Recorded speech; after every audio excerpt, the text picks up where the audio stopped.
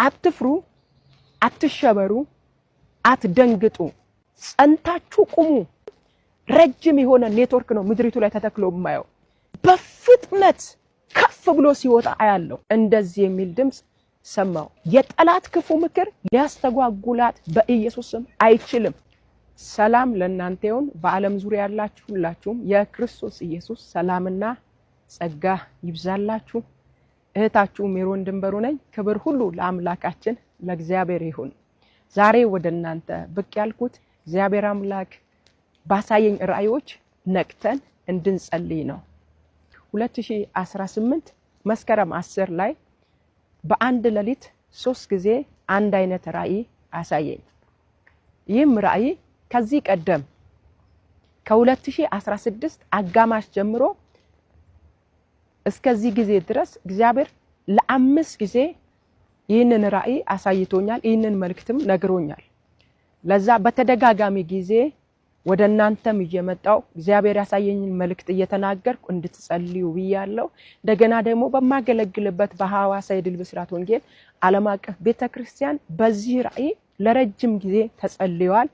ባለፉት ጊዜያት 2017 ላይ ለ90 ቀን በነበረንም የጸሎት ጊዜ ስለ ሀገራችን ኢትዮጵያ በሌሊትም በቀንም በጥብቅ ሲጸለይ ነበር።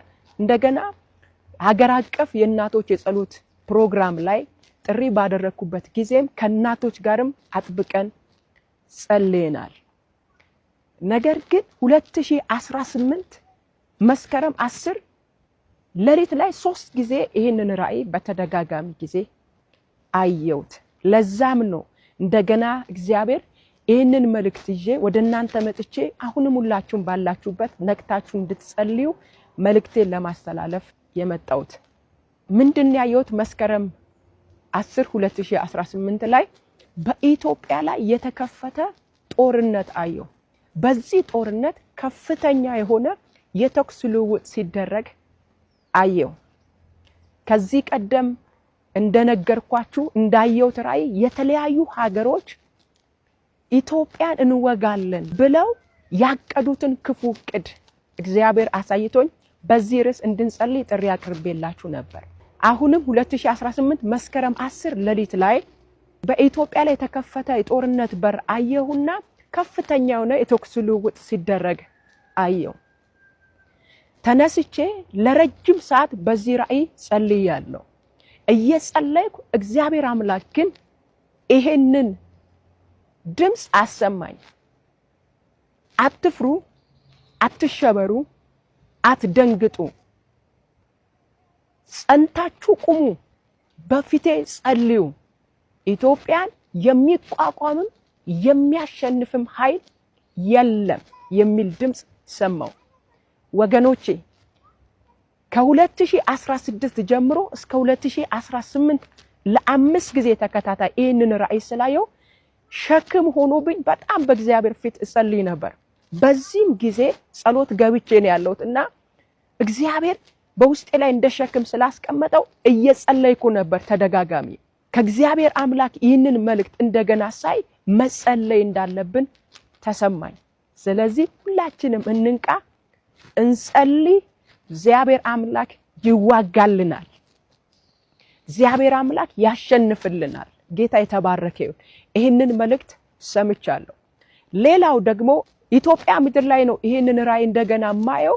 ምንድነው? ረጅም የሆነ ኔትወርክ ምድሪቱ ላይ ተተክሎ አያለሁ። እጅግ በጣም ረጅም የሆነ ኔትወርክ ነው ምድሪቱ ላይ ተተክሎ ማየው።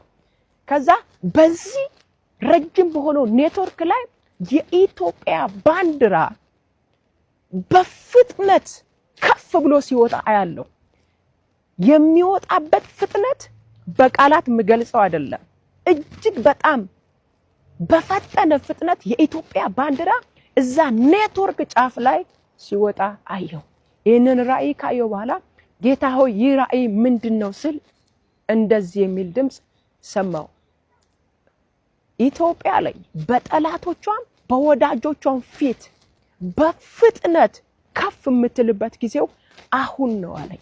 ነገሮቿ ሁሉ አለኝ በፍጥነት ይከናወናሉ፣ ይሰራሉ አለኝ። ጌታ የተባረከ ይሁን። እግዚአብሔር አምላክ በየጊዜው በየሰዓቱ ድምጹን እየላከ ቃሉን እየሰጠ ምድራችንን እየረዳ እየደገፈ ወደ ድል ጎዳና ወደ ከፍታ ጎዳና ይመራናል።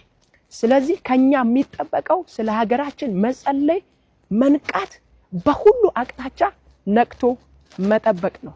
ጌታ የተባረከ ይሁን። ይህ መልእክት የምትሰሙ ቅዱሳኖች ሁላችሁም እርግጠኛ ነኝ አምናለሁ ይህ መልእክት ከሰማችሁ በኋላ እንደምትጸልዩ፣ ይሄ መልእክት ደግሞ የሰማችሁ ሌሎችም በዚህ መልእክት እንዲጸልዩ ሼር እንድታደርጉላቸው በጌታ ፍቅር እጋብዛችኋለሁ። እግዚአብሔር ሀገራችንን ኢትዮጵያ በድልና በሰላም ይባርክልን። ጸጋ ከእናንተ ጋር ይሁን። እወዳችኋለሁ። የኢትዮጵያ ከፍታ በፍጥነት በእግዚአብሔር ኃይል ይከናወናል። ይህ ለኢትዮጵያ በፍጥነት ወደ ከፍታዋ የምትሻገርበት ጊዜ ነው። ጌታ የተባረከ ይሁን።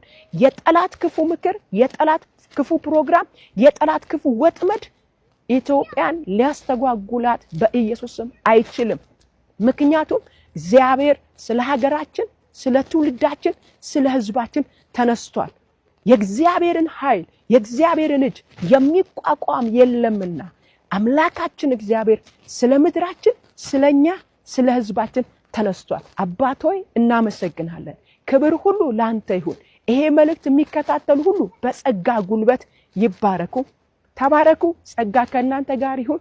እወዳችኋለሁ። ሀገራችንን ኢትዮጵያን እግዚአብሔር በሰላም በድል በከፍታ ይባርክልን።